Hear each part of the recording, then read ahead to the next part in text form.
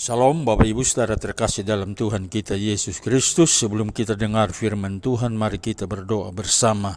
Ya Bapa di sorga, dalam nama Tuhan Yesus Kristus, nama yang heran dan ajaib, nama yang penuh dengan kuasa, pada kesempatan ini kami bersyukur berterima kasih karena punya waktu dan kesempatan Kau beri bagi kami untuk bisa ada di hadirat-Mu mendengarkan firman-Mu. Kami percaya jika kami mendengarkan firman Tuhan dengan sungguh-sungguh, mujizat akan terjadi dalam hidup kami. Karenanya Bapa di sorga, berfirmanlah kepada kami, dan karena itu pemberitaan firman Tuhan dari awal pertengahan sampai selesai kami taruh di hadapan hadirat-Mu demi Kristus Yesus. Kami berdoa menyambut firman-Mu. Haleluya.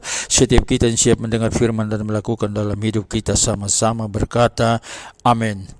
Baik Bapak Ibu Saudara terkasih dalam Tuhan kita Yesus Kristus, kita akan buka Alkitab kita dan kita akan baca dalam Injil Matius pasal 24 ayat yang ke-29 sampai ayat yang ke-30. Mari kita akan baca mulai dari ayat yang ke-29. Segera sesudah siksaan pada masa itu, matahari akan menjadi gelap dan bulan tidak bercahaya dan bintang-bintang akan berjatuhan dari langit dan kuasa-kuasa langit akan goncang. Pada waktu itu akan tampak tanda Anak Manusia di langit, dan semua bangsa di bumi akan meratap, dan mereka akan melihat Anak Manusia itu datang di atas awan-awan di langit dengan segala kekuasaan dan kemuliaannya. Bapak Ibu Saudara terkasih, saya beri judul tema kepada kita dalam kesempatan ini adalah alam ciptaan ikut bicara tentang kedatangannya.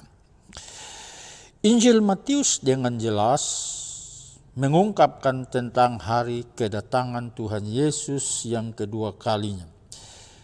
Kita mengucap syukur karena Matius dengan jelas mengungkapkan tanda-tanda menjelang kedatangan Sang Penebus, sekaligus mengingatkan kita bahwa kedatangannya kembali adalah suatu kepastian.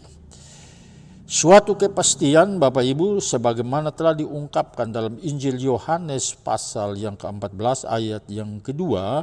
Di situ Yesus mengungkapkan bahwa Dia pergi kepada Bapa dan sesudah itu Dia akan kembali datang ke dalam dunia untuk menjemput setiap mereka yang taat dan setia dan mengikuti kehendak-Nya untuk ke sana, supaya di mana Dia berada, di situ pun kita berada. Oleh sebab itu beberapa hal perlu saya sampaikan kepada kita.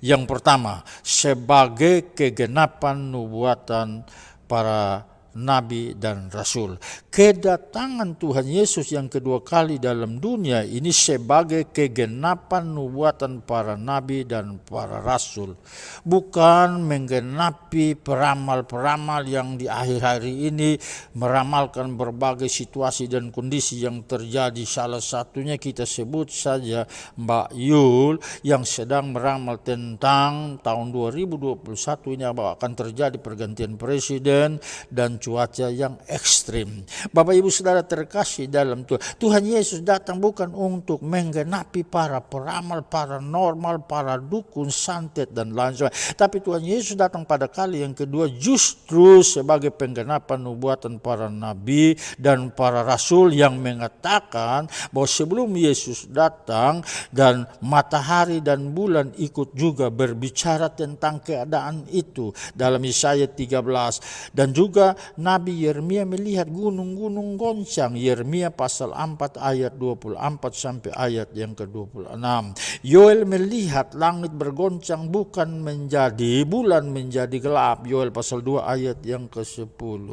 Bahkan Yeskel melihat bintang berkabut dan bulan tak bersinar, Yeskel pasal 32 ayat yang ke-7. Jadi sebelum Yesus datang, tanda-tandanya akan mendahului, dan juga bukan hanya itu, tapi akan terjadi gempa bumi, tsunami, angin badai, peperangan, dan itu mendahului, dan itu tersurat dalam Injil Matius pasal 24. Kalau saudara baca di sana cukup jelas, tanda-tanda itu mendahului. Jadi bukan tunggu ada yang ramal, bukan tunggu ada yang menafsirkan, tidak, sudah tertulis dalam Alkitab. Bahkan yang mengatur tentang akhir dari kehidupan manusia, apa yang akan terjadi terjadi dan sesudah kehidupan manusia itu sudah dituliskan dalam kitab Wahyu. Yang kedua,